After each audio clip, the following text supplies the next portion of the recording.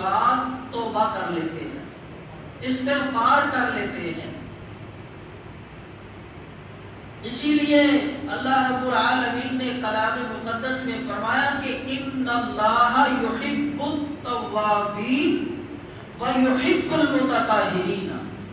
اللہ پاک فرماتے ہیں میں رب العالمین توبہ کرنے والوں کو پسند کرتا ہوں، توبہ کرنے والوں سے اللہ رب العالمین محبت کرتے ہیں، پیار کرتے ہیں۔ تو جو آیت میں نے تلاوت کی اس میں بھی اللہ رب العالمین نے یہی مضمون ارشاد فرمایا۔ چنانچہ اللہ رب العالمین فرماتے ہیں وَمَن يَعْمَلْ سُوءًا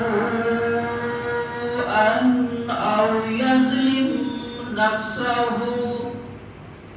اللہ فرماتے ہیں کوئی بندہ گناہ کر بیٹھے، برائی کر بیٹھے، بے حیائی کر بیٹھے، کوئی بھی چھوٹا یا برا عمل برا اس سے سرزد ہو جائے، او یظلم نفسہ، اور اس گناہ کی صورت میں، اس برائی کی صورت میں، اللہ کی نافرمانی کی صورت میں، یظلم نفسہ، وہ اپنے اوپر ظلم کر بیٹھے، اپنے اوپر زیادتی کر بیٹھے، گناہ کر کے اللہ کو ناراض کر کے اپنا نقصان کر بیٹھے، تو اللہ فرماتے ہیں وہ گناہ کرنے کے بعد، نافرمانی سرزد ہونے کے بعد، ثم یستغفر اللہ، پھر وہ اللہ سے سچے دل سے استغفار کر لے، معافی مانگ لے اور سچے دل سے توبہ کر لے، تو اللہ فرماتے ہیں یجد اللہ غفورا رحیما۔ جب وہ توبہ کرے گا، گناہ کرنے کے بعد سچے دل سے استغفار کرے گا، معافی مانگے گا، تو اللہ فرماتے ہیں یجد اللہ غفورا رحیما، وہ اپنے رب کو بڑا بخشنے والا پائے گا، اپنے رب کو غفور و رحیم پائے گا۔ اب دیکھیں اللہ پاک کا انداز، اس کی کرم نوازی، اس کی رحمت کی بشرت دیکھیے۔ اللہ فرماتے ہیں گناہ کرنے سے پہلے ہی بندے کو آگاہ کر رہے ہیں، فرما رہے ہیں بندے سے گناہ ہو جائے، گناہ کرنے کے بعد وہ اللہ کی طرف پلٹ آئے، اپنے گناہ پہ نادم شرمندہ ہو کے، پریشان ہو کے اللہ کی طرف لوٹ آئے اور پھر اللہ سے معافی مانگ لے۔ اللہ فرماتے ہیں میں اس کے اٹھے ہوئے ہاتھ خالی نہیں لوٹاؤں گا،